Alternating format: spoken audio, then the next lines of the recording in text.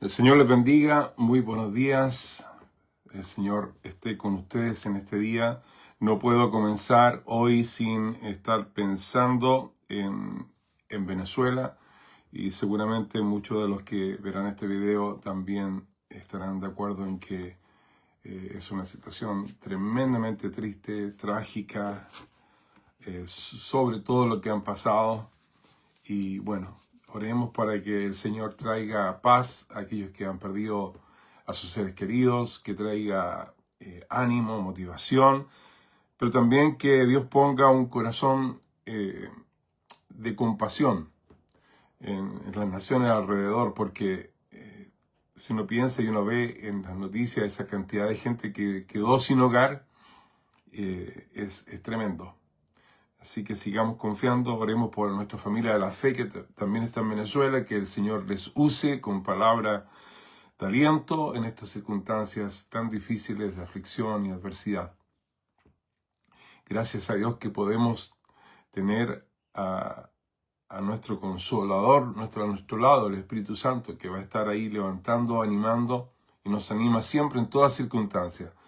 No solamente las trágicas, sino que en todo tipo de situación. Seguimos acá compartiendo en el libro de Mateo.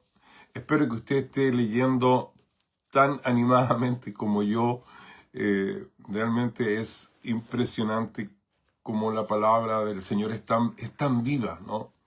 Y cómo produce en nosotros va multiplicando el deseo de seguir viéndolo a Él, de seguir descubriendo más. Y entonces hoy día vamos a estar la semana pasada estuvimos en este espectacular evento, ¿no? Donde se levanta esta tempestad y nuestro Señor Jesucristo, que es poderoso sobre la naturaleza, entonces reprendió a los vientos y el mar y se hizo grande bonanza, así dice la palabra. Hoy día llegamos al otro lado del viaje. Y el versículo 28 del capítulo 8 comienza así. Mateo capítulo 8, versículo 28. También aprovecho de agradecer a quienes están compartiendo en su página de Facebook esta transmisión, así para que podamos alcanzar a más gente con este mensaje. Muchas gracias por eso. Dice así: cuando llegó Estoy teniendo un pequeño problemita de conexión, pero lo vamos a solucionar pronto. Denme un segundo. Allí. Espero que no se vuelva a repetir. Estoy leyendo, entonces dice: feroces en gran manera, tanto que nadie podía pasar por aquel camino. Y clamaron diciendo: ¿qué tienes con nosotros, Jesús, Hijo de Dios? ¿Has venido acá para atormentarnos antes de tiempo? Estaba paciendo lejos de ellos un hato de muchos cerdos. Y los demonios le rogaron diciendo: si nos echas fuera, permítenos ir a aquel hato de cerdo. Él les dijo: id. Y ellos salieron y se fueron a aquel hato de cerdo, y aquí todo el hato de cerdos se precipitó en el mar por un despeñadero y perecieron en las aguas. Y los que los apacentaban huyeron y viniendo a la ciudad contaron todas las cosas y lo que había pasado con los endemoniados. Y toda la ciudad salió al encuentro de Jesús. Y cuando le vieron, le rogaron que se fuera de sus contornos. De seguro que usted ha leído muchas veces este pasaje. Y tal vez si usted nunca lo ha leído, esto está en el Evangelio de Mateo, en el capítulo 8, entre el versículo 28 y 34. Y yo le voy a aconsejar que lo lea. Si tiene una Biblia, lo lea. Y si no, se consiga una Biblia y lo lea.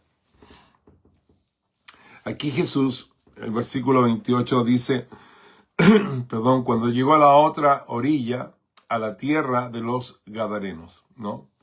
Aquí llegó al otro lado. ¿Se acuerda? Hablamos del mar de Galilea y viene del noroeste al noreste. Está viajando así el Señor. Y podemos rescatar aquí algunas cosas, ¿no? Antes de continuar. Volver a destacar que el Señor siempre está en movimiento. Esta es una característica y fue una característica de su ministerio. Y Mateo en forma específica señala una ubicación geográfica, ¿no? Nos señala una ubicación geográfica. Y este dinamismo de Jesús es el dinamismo que Él estaba mostrando también en forma práctica a sus discípulos, y es un dinamismo que nosotros debemos también recibir, ¿no? O cada uno de nosotros, si somos sus discípulos, también tenemos que convertirnos en personas dinámicas, es decir, que nos movemos de un lado para otro, porque siempre es bueno mantener la vida en movimiento, sirviendo al Señor, ¿sí? De eso se trata. Mantenerse en movimiento, sirviendo al Señor. Hay un dicho popular que me permito decir, ¿no? Las vueltas son las que dejan. Sí, usted tal vez ha escuchado eso. En esos desplazamientos, tal vez tú vas a poder tener la oportunidad de manifestar el reino de Dios. Porque aquí tampoco estamos hablando de moverse de un lado para otro sin ningún sentido, sino que nos movemos teniendo la convicción de que nosotros, al movernos, el reino se mueve con nosotros y podemos manifestar el poder del reino de Dios. En Mateo 8:18, si vamos atrás un poquito, dice: viéndose Jesús rodeado de mucha gente, mandó pasar al otro lado. ¿Sí? De este lado del mar de Galilea, Jesús estaba rodeado de mucha gente, entonces mandó a pasar al otro lado. Y el 28, entonces ahí enganchamos y continúa. Y cuando llegó a la otra orilla, ¿no? Eso es lo que dice: a la tierra de los Gadarenos, vinieron a su encuentro, aquí está la escena, 2 endemoniados que salían de los sepulcros, feroces en gran manera, tanto que nadie podía pasar por aquel camino. Hagamos un breve paréntesis para pensar en los discípulos. Acuérdense que Jesús va con sus discípulos. ¿Y de dónde venían ellos? Venían de haber tenido esta tremenda experiencia. Primero una experiencia de peligro, ¿no? De sentirse con miedo, aterrorizado, que se iban a morir. Pero luego sobre eso, ¿no? Esta tremenda experiencia de ver el poder de Jesús calmando los vientos, calmando la mar. Y tal vez podríamos imaginarnos que aún venían con una gran dosis, ¿no? De adrenalina. No sé cuántos de ustedes han tenido la oportunidad de viajar en buque, en barco o en un bote. Pero en muchas ocasiones, cuando hay temporales y cuando la mar está picada, como se dice, al llegar a tierra hay mucha gente que siente el consuelo, ¿no? Y tal vez los discípulos sentían eso, con toda esta mezcla emocional que tenían y traían. Pero allí el Señor les tenía inmediatamente a la segunda práctica de discipulado, la segunda práctica de entrenamiento discipular, ¿no? Cuando llegó a la otra orilla, la tierra de los Gadarenos, vinieron a su encuentro, ¿no? 2 endemoniados. Entonces, fijémonos bien, ¿no? ¿Dónde están viviendo estas personas? Que salían del sepulcros. Y acá tenemos que entender algo, tal vez usted no lo sabe, pero no estamos hablando de que salían de las tumbas, ¿no? Como en algunas películas de horror, de terror, hacen, ¿no? Que se abre el suelo y salen las personas de las tumbas. No es así. Los tipos por decirlo, las zonas de cementerio, ¿no? Las tumbas estaban cavadas en una roca especial de Lima. Entonces, hacían un tipo de mausoleo interior en una cueva así, llamémoslo así, y con 2 divisiones. Y en la primera división estaba hacia afuera, ¿no? Estaba abierto. Y claro, allí la gente, mucha gente, no es que solamente habían endemoniado, ¿no? Mucha gente pobre, algunos criminales, vivían ahí.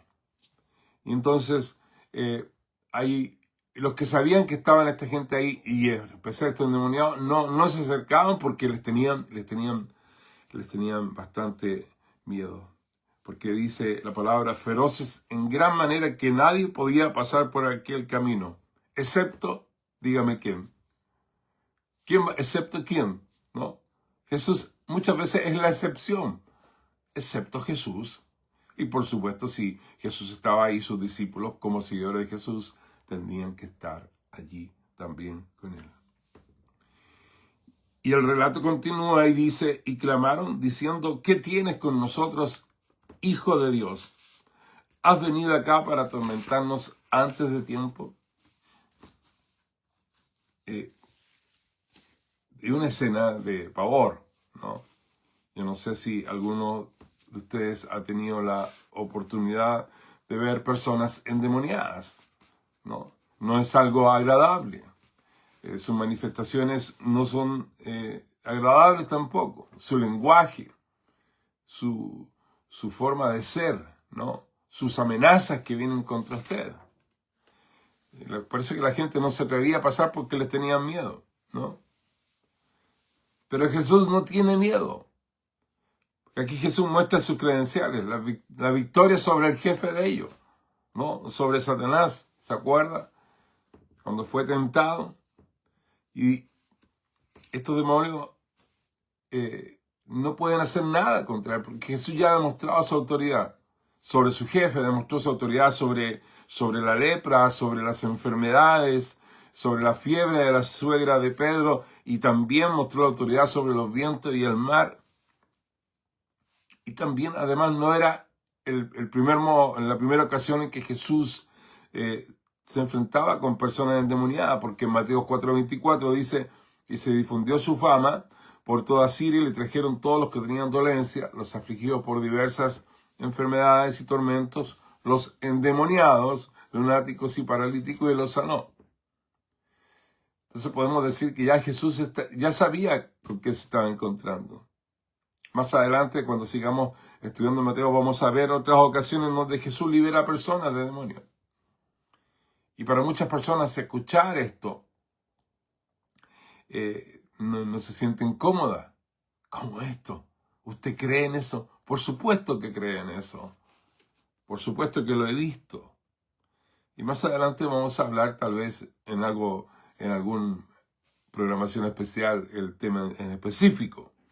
Pero acá lo que estamos viendo, y no tenemos que perder de vista, porque esta serie es el reino en acción, y en esta serie estamos viendo cómo entrenar a discípulos en el poder de Jesús, no tenemos que perder de vista de que todo lo que está ocurriendo, todo lo que Mateo está relatando, tiene un propósito.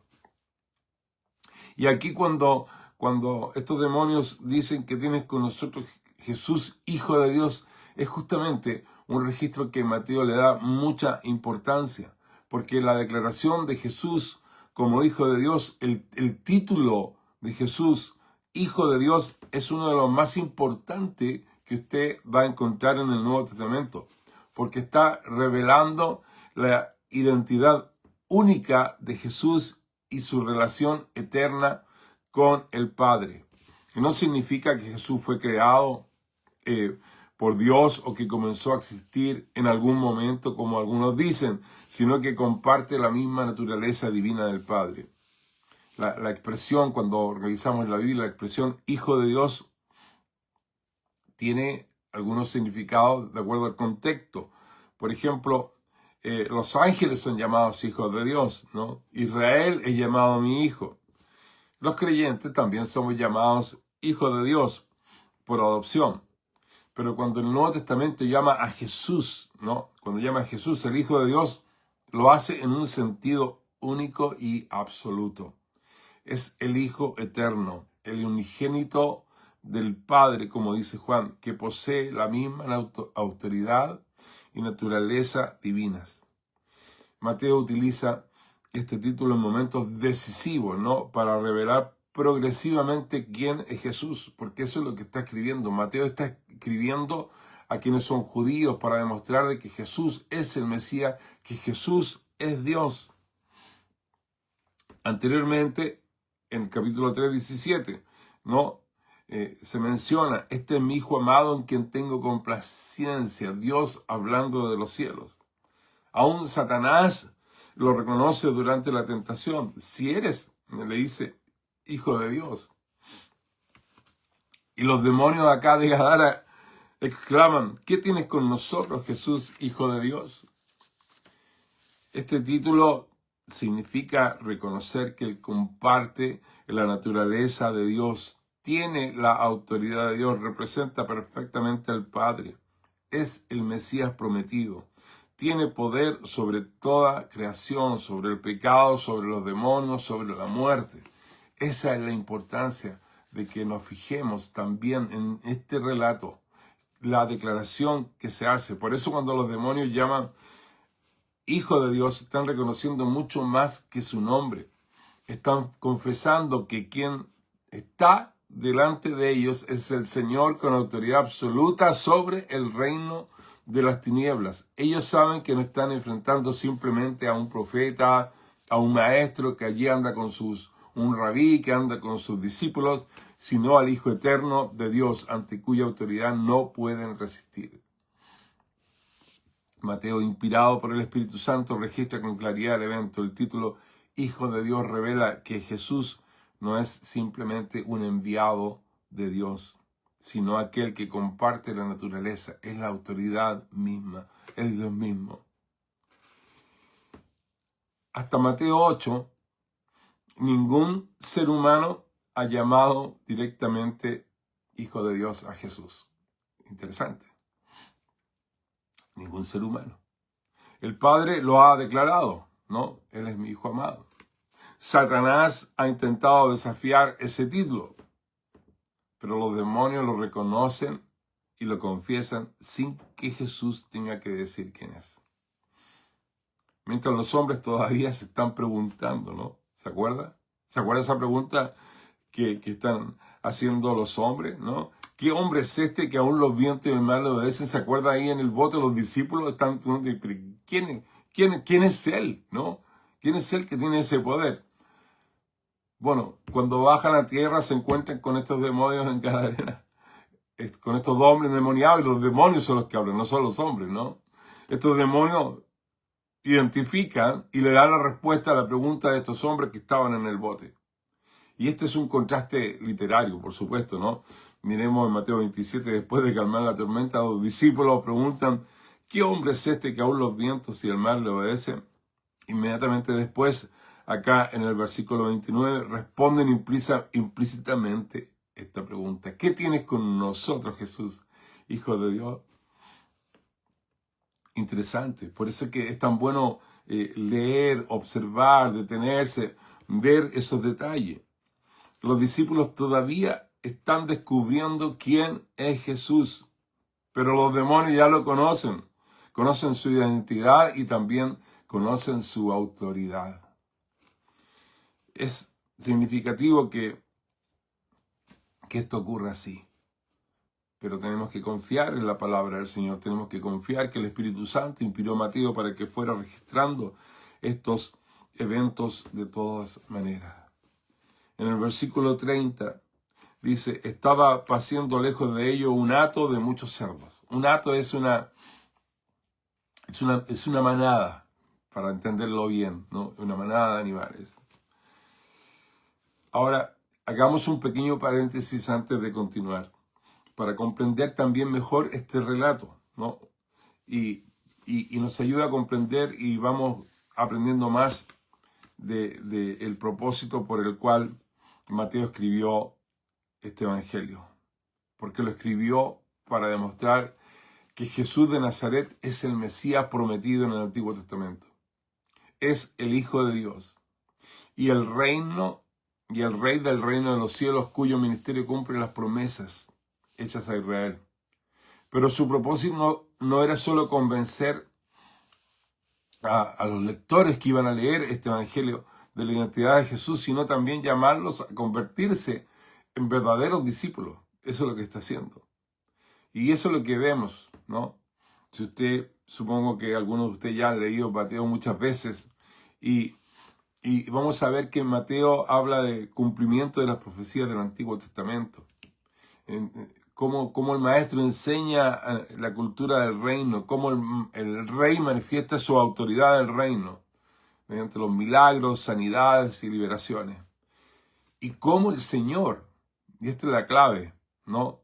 Cómo el Señor forma discípulos que los enviaría, ¿no? Posteriormente en un futuro a todas las naciones, para hacer lo mismo y manifestar el reino de los cielos en la tierra, para proclamar la salvación que Él traería por redención en la cruz y que los discípulos lo llevarían por proclamación. Entonces Mateo escribe para mostrar que Jesús es el Rey prometido por Dios y para llamar a las personas no solo a creer en Él, sino a seguirles como discípulos que viven bajo el gobierno de su reino. El Evangelio fue escrito principalmente, me vuelvo a repetir, para lectores judíos y judíos cristianos. Id y hacer discípulos a las naciones. Esa fue la orden del Señor en el futuro. ¿Y cómo lo harían? De la manera que Él le había mostrado. Entonces este detalle nos ayuda a identificar uno que en esa nación, ¿no? Era una nación gentil.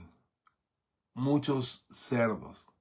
Los cerdos estaban prohibidos para el pueblo judío. Entonces cuando un lector judío está leyendo esto, sabe que es una tierra donde hay muchas personas que no son judíos, un territorio que no es típicamente judío, porque la cría de cerdo constituía una actividad que era económica, comercial, muy importante para el pueblo que no era judío, pero para los judíos es algo inmundo, ¿no? Los griegos, ¿no? Los romanos, la población gentil consumía mucho cerdo. Y probablemente lo más probable es que sí, ¿no? Por inferencia, esta cantidad de cerdos representaba una inversión económica considerable. Mateo continúa un tema, ¿no?, que viene desarrollando desde antes. ¿Se acuerda cuando vimos el centurión romano? Jesús dijo, yo voy a ir. Pero meterse a la casa de un gentil era meterse a la casa de alguien que se consideraba inmundo, ¿no? La profecía de que vendrían muchos de Oriente y de Occidente, no solamente para el pueblo de Israel. Y ahora Jesús cruza un lago a una tierra que es predominantemente gentil. La ley prohibía, ¿no?, a los judíos. El Levítico 11, usted si lo lee va a entender eso. Un judío observante no podía consumir carne de cerdo. Durante el periodo intertestamentario, ¿no?, la historia nos enseña de la persecución de Antíoco Epífanes, donde muchos judíos fueron obligados, ¿no? Esta era una tortura para ellos, fueron obligados a comer cerdo. Nosotros no lo entendemos porque hoy para nosotros no significa nada. Incluso el jamón, los pernil y todo eso es algo que a nosotros nos atrae, pero en una mentalidad judía permanentemente eso no es así. Este contraste que vamos viendo y estos detalles históricos son importantes para el relato. Mateo está reuniendo todos estos elementos de una forma, creo yo, deliberada, ¿no? Y está poniendo todos estos elementos de impureza ceremonial, pero sin embargo en cada uno de ellos ocurre lo mismo. La impureza nunca contamina a Jesús, porque es Jesús quien transforma aquello que toca.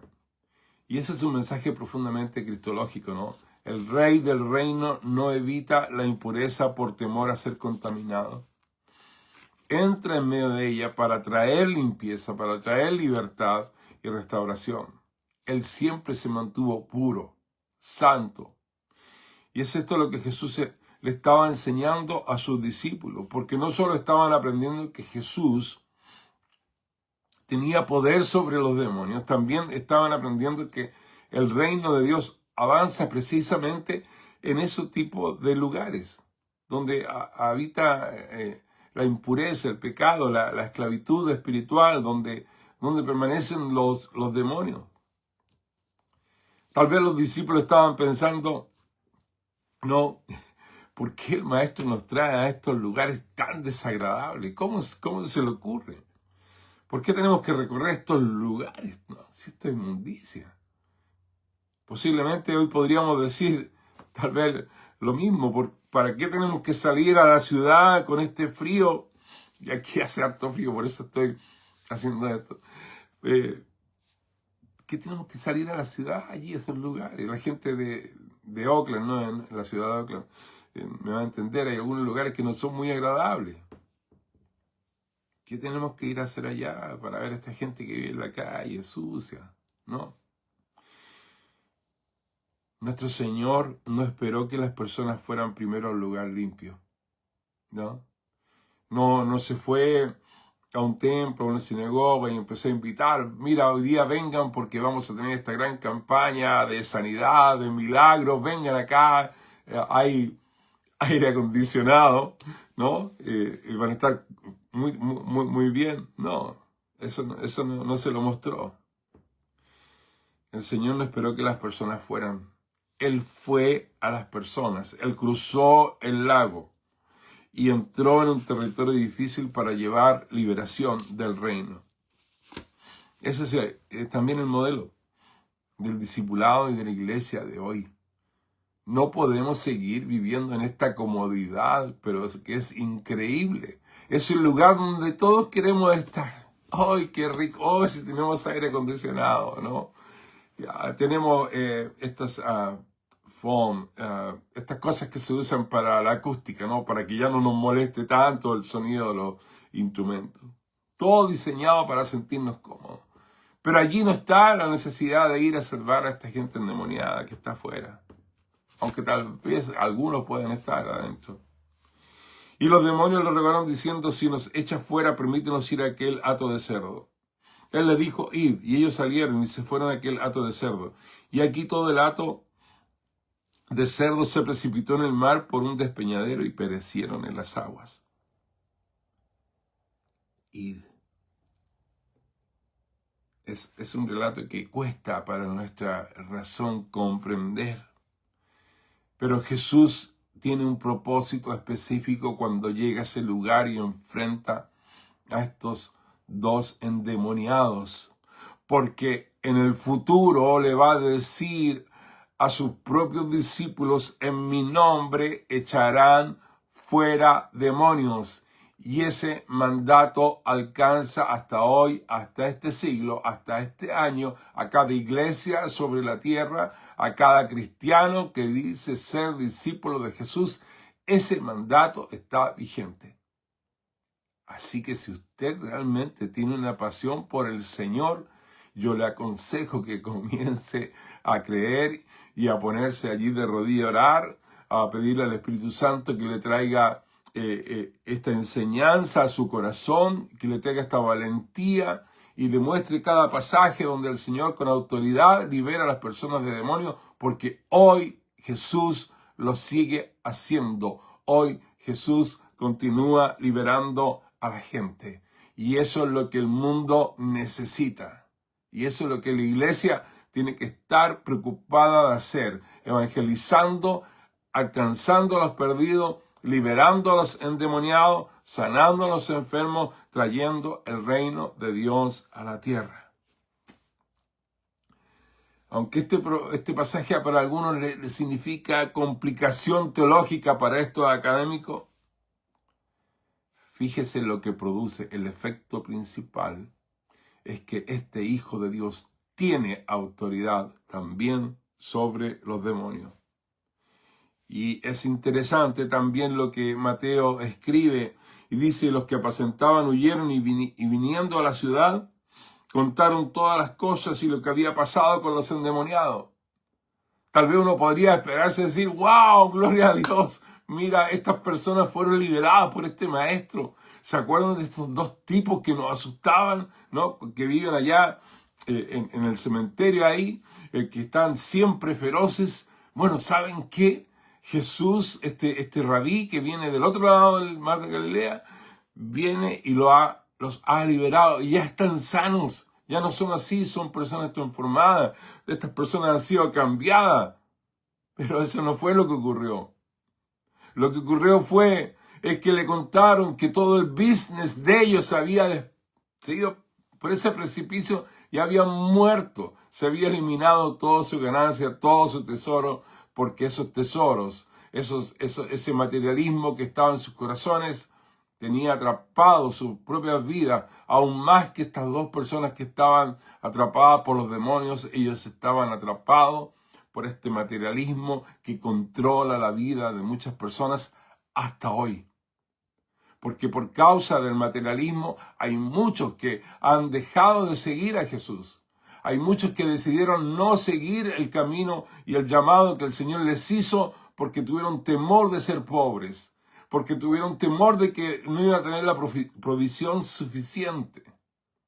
Así que no nos extrañemos que cuando estos hombres llegan, y sale toda la ciudad, dice, salió al encuentro de Jesús, y cuando le vieron le rogaron que se fuera. No, Jesús, ándate de aquí, no nos interesa, no nos interesa que tú tienes el poder para liberar a gente de demonios. Tú has hecho un mal a nosotros, porque has tirado por la borda, has tirado al mar nuestra inversión, nuestras ganancias, nuestra seguridad material, ¿no? El materialismo, la importancia de la pérdida económica que significó perder esos cerdos, nubló completamente la visión de ver a esos pobres y miserables hombres liberados de sus demonios. No, Jesús, no queremos que entres en nuestra ciudad porque puedes arruinar todo el resto de nuestro negocio. No nos interesa que hayas liberado a esos pobres hombres. No te queremos aquí. ¿Qué habrán pensado los discípulos? Dígame, ¿qué habrán pensado los discípulos? Piense. Tal vez lo podemos saber haciéndole la pregunta. ¿Qué pensamos nosotros de esta escena? Si sabemos que donde Jesús llega, los cautivos son liberados, ¿no? ¿Cuántas personas siguen viviendo esclavizadas porque nosotros no hemos llevado a Jesús donde ellos están? Esas son preguntas que nos desafían. A usted, a mí, por igual. Mire, Jesús cruzó el mar para llegar hasta dos hombres que nadie quería acercarse. Nadie quería acercarse, ¿no? Y hoy sigue queriendo entrar a nuestras ciudades. Jesús sigue queriendo entrar a nuestros barrios, a nuestras familias. Y la pregunta es, ¿estamos dispuestos a llevar su presencia hasta aquellos lugares donde las personas necesitan ser liberadas? Preguntas que tenemos que hacernos para poder aplicar esta enseñanza. Quizás la mayor tragedia no sea que haya personas viviendo bajo la esclavitud del pecado y del enemigo. La mayor tragedia es que la iglesia, que conoce el poder liberador de Cristo, muchas veces no sale a llevarlo hasta ellas. Tal vez no lo hace. Yo me voy a servir un café, ¿no? Tengo mi cafetera que me regalaron hace tiempo acá, al ladito. Es que acá el frío me tiene mi garganta muy mala.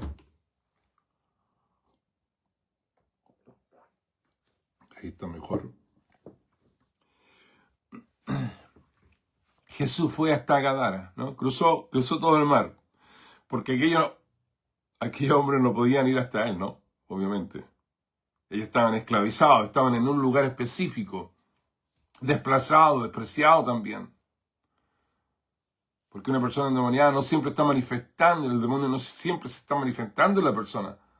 Al momento que la persona está allí, pero está viviendo en esa condición desesperada, porque no tiene el poder para autoliberarse.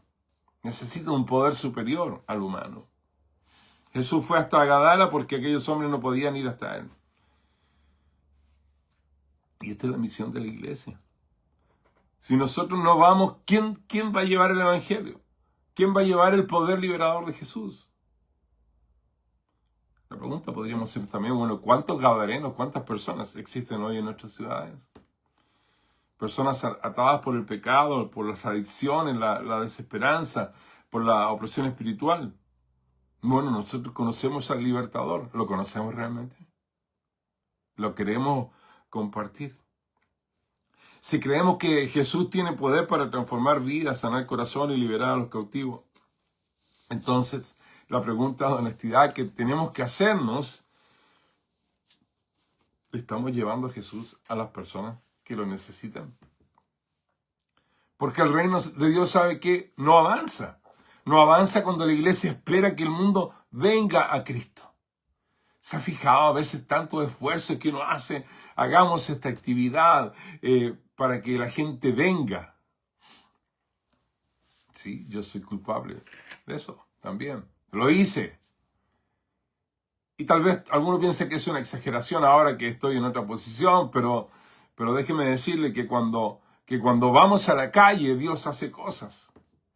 Me estaba acordando en la semana, mientras preparaba mis notas, cuando con la iglesia Cristo Viene allá en Oakland, fuimos por un buen tiempo, íbamos los días viernes al Hotel Square. Algunos se van a acordar tal vez. Y un día me parece que pusimos unas velas, y los hermanos estaban de rodilla, creo que estaba el hermano Gabriel ahí, Simón León, me acuerdo, ¿no? De algunos. Y estábamos en ese lugar, y estábamos en eso, y de repente un hombre viene corriendo hacia nosotros, y es un hombre endemoniado. No. Suceden cosas cuando usted sale a predicar el evangelio, cuando usted sale a orar por la gente, cuando usted sale a traer la presencia del reino, el reino en acción. Y eso es lo que Mateo nos está mostrando acá en Mateo 8. Ha mostrado que Jesús siempre fue hacia donde estaba la necesidad. Descendió al monte, fue al leproso, respondió al cinturón, entró a la casa de Pedro, cruzó el mar y llegó a Gadara. El patrón es claro, el reino de Dios está en movimiento, cuando dije antes, y tenemos que mantenernos en movimiento. Y si los discípulos están siguiendo a Jesús, ellos también estarán en movimiento, llevando la presencia del Rey a los lugares que más necesita. Por eso que es algo que nos delata. Si estamos realmente siguiendo a Jesús, ¿no? El Espíritu Santo, que quiere glorificar la acción del Hijo, siempre nos va a llevar y nos va a motivar para ir a donde está la necesidad. El rechazo a la presencia misma de la manifestación del poder de Jesús mediante la obra del Espíritu Santo también ocurre hoy. Hay mucha gente en las iglesias, pero hay muy pocos discípulos que realmente creen en el poder de Jesús. Y suena duro, y perdónenme que sea tan duro, pero debo decirlo, porque hay un rechazo a este poder. Hay muchos que prefieren mantener a personas encadenadas a los demonios y no se atreven a permitir que la presencia del Señor, que es una presencia liberadora, se manifieste en medio de ellos. Es así. Así como los criadores de cerdo estaban más preocupados de su negocio, también hoy pueden haber muchos que se preocupan de sus intereses personales o sus intereses religiosos, ¿no? Su religiosa defensa doctrinal, ¿no? Antes que ver a hombres y mujeres liberados por el poder de Dios. Y por eso que es tan nocivo, por eso que es algo tan malo, tan perverso, ¿no? Esta promoción del cesacionismo en donde no se creen en los dones y en el poder de Jesús, nada más. Están allí enclaustrados, sentados en estos grandes sillones de la academia, del intelectualismo, ¿no? Hoy solo escritura. Hombres inflados en su cabeza con un corazón chiquitito que no tienen la compasión. No tienen la visión de llevar justamente a este Cristo Salvador. Y por eso que Mateo registra este evento, para resaltar el poder de Jesús sobre los demonios. Y esta es una enseñanza directa que el Señor está dando a sus discípulos. Y es la enseñanza directa que Jesús también quiere darnos a nosotros. Por eso que es importante que aprendamos a mirar, a observar cada pasaje teniendo en cuenta el propósito que Mateo tiene de escribir el Evangelio. ¿Cuál es la inspiración que ha recibido del Espíritu Santo para escribir estos registros de la actividad que Jesús desarrolló junto a sus discípulos? Porque es para nosotros hoy, es palabra de Dios viva. Hermanos, quienes han podido estar en transmisiones anteriores, y tal vez algunos no van a querer estar más, desde el comienzo hemos estado recorriendo junto a Jesús y sus discípulos el camino que comenzó cuando descendieron del monte. Después de pronunciar uno de los discursos más extraordinarios de toda la Biblia. Si no lo ha leído, léalo. Entre el capítulo 5 y 7 de Mateo. Y usted, si es discípulo de Jesús, tendría que saberlo y conocerlo en su corazón, en su mente, ¿no? Y durante varios meses hemos estudiado versículo por versículo esta enseñanza que revela cómo viven los ciudadanos del reino. Y desde octubre del año pasado hemos descubierto que existe una profunda diferencia entre la cultura de este mundo y la cultura del reino. Siempre están chocando. Jesús nos ha mostrado que el reino no solamente propone una manera distinta de pensar, sino una manera completamente de vivir. Hablamos del trasfondo cultural y religioso en que el Señor comenzó su ministerio.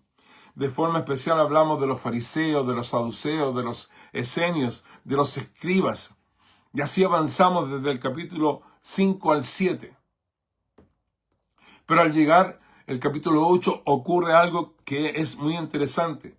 Y aquí vemos el cambio. Por eso es que hablamos de capítulo y de leer y observar.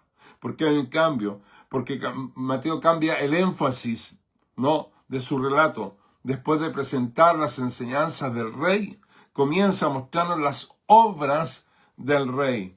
Y si usted ha estado entrenando su capacidad de observación, y espero que lo haga o lo haya animado a hacerlo, y que esté releyendo nuevamente con otros ojos el libro de Mateo, podríamos decir que Mateo lo que nos está diciendo de que el reino de Dios no solamente debe ser explicado, también debe ser manifestado.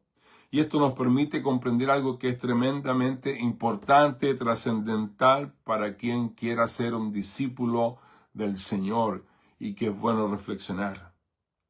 Si el problema del ser humano hubiera sido solamente la falta de conocimiento, entonces el Evangelio podría haber terminado al finalizar el Sermón del Monte. Ya tienen todas las enseñanzas que necesitan para vivir bien y ser fieles a Dios.